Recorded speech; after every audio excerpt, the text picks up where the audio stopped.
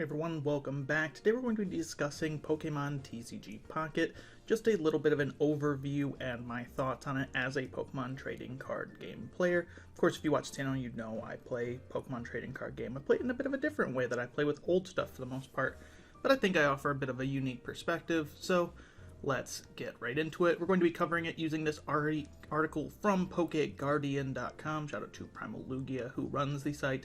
Please do check out the article, which will be linked in the description of the video, as well as their Twitter if you have not already. They are pretty much the first to break the news when it comes to Pokemon TCG stuff.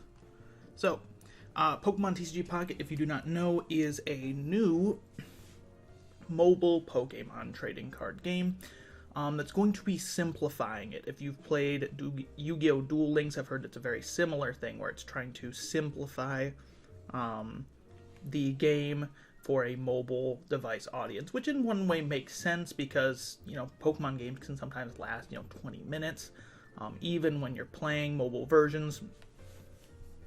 Obviously, we can see the simplification in the cards here. If we just take a look at, I like Psyduck from Sun and Moon Base. We see that it has completely different attributes from the actual Psyduck, and it has no resistance. Resistance has already been kind of removed from the game in the modern era. Very little resistance is printed. This just has none. Weakness is back to plus 20. We haven't seen that in over a decade, which is interesting. And that seems to be a consistent thing, is weakness plus 20. So that is one positive change, I'll say. Weakness should always be modifier, though on big Pokemon I prefer it be times 2.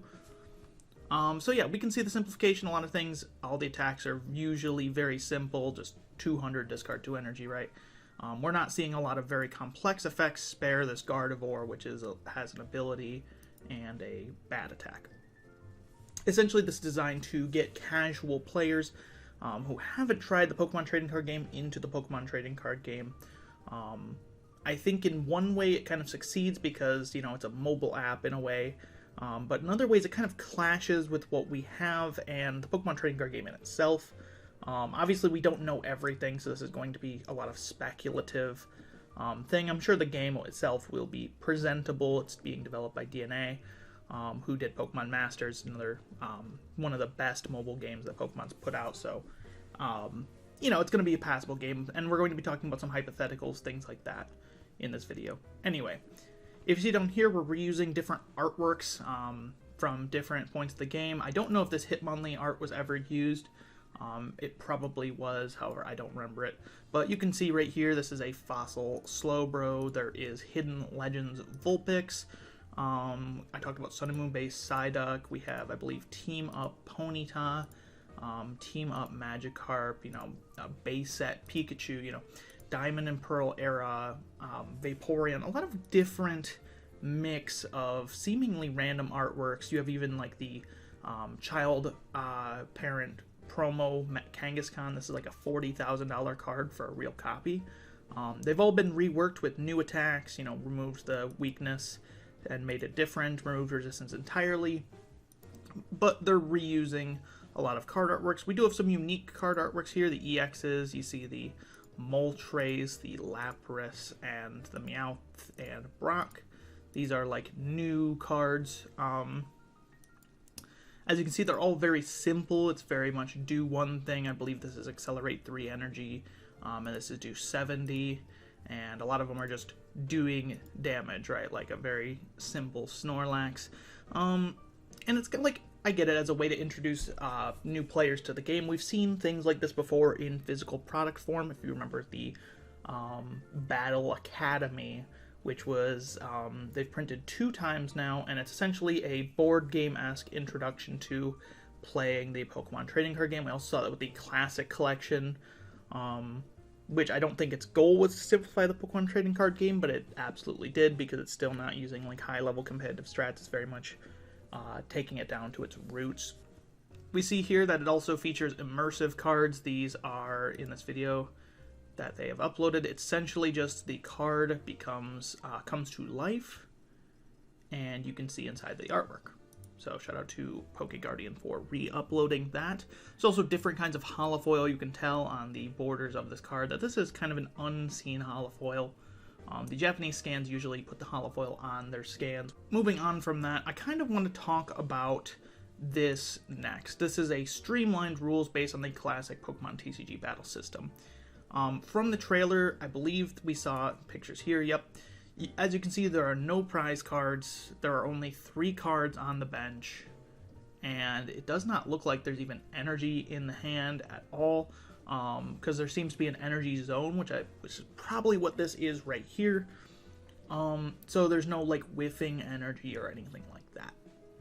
So obviously it's going to be a very different experience, but from my own experience as a player, I believe that we don't really need a dumbed down Pokemon TCG, because Pokemon TCG is already very accessible. I know this is maybe a point of privilege from being a long-time player who has played the game for now over a decade, but the Pokemon TCG is very accessible as long as you have, you know, someone there to show you, or a rule book to show you kind of how it goes. And obviously the game gets very complex at high levels. There's a lot of micromanaging and decisions, but ever since Pokemon has essentially dumbed the game down back in like 2011, they made a push.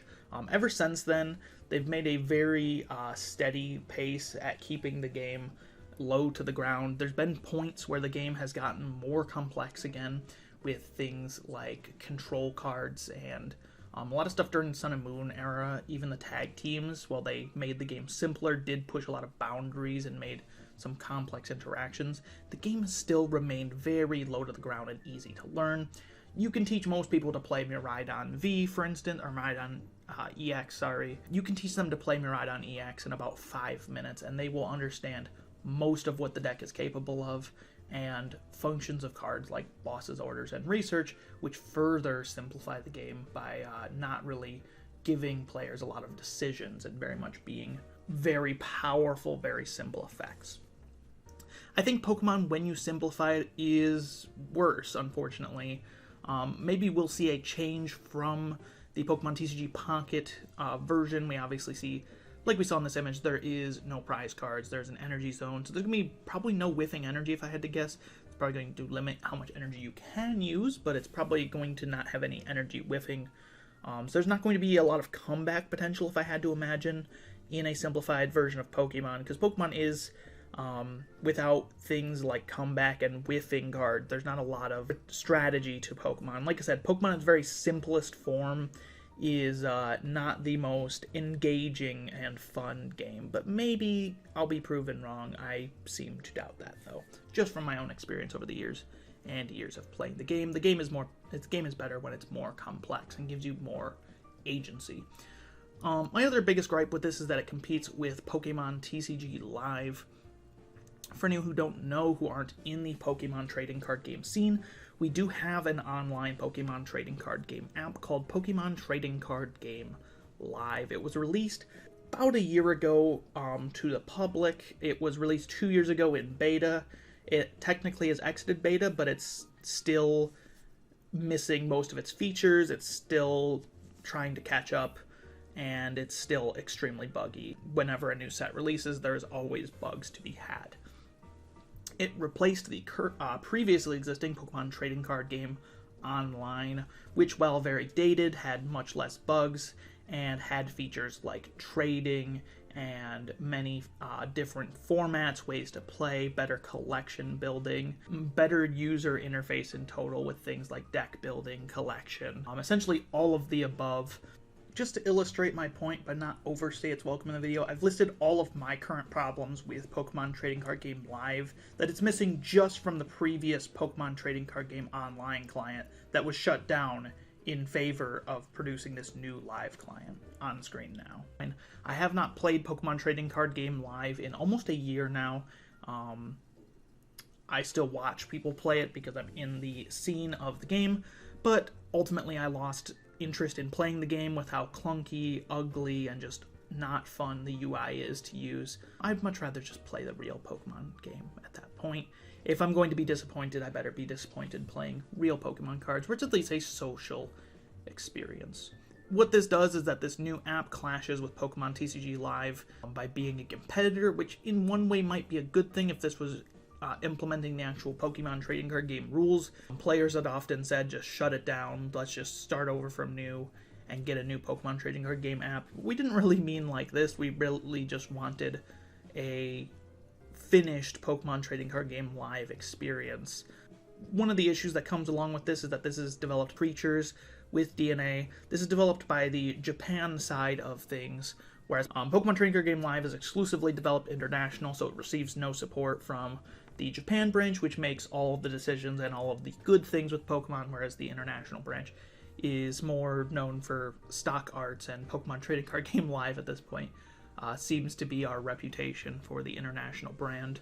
We have a competing client, but it's almost not competing in a way because Japan doesn't get Live, and that's why Live will never be really totally fixed, I don't think, is because they don't have the Japanese audience to criticize it to the Japanese branch, which would actually put some investment and care behind it.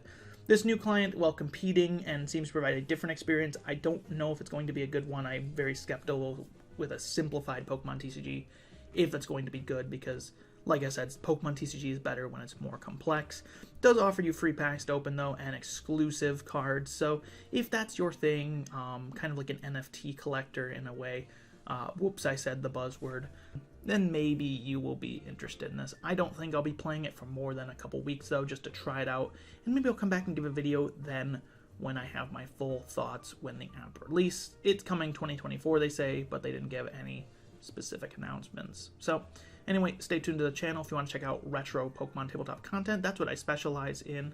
I also play standard, but I record retro. We'll have some more gameplay coming out soon. Keep an eye out.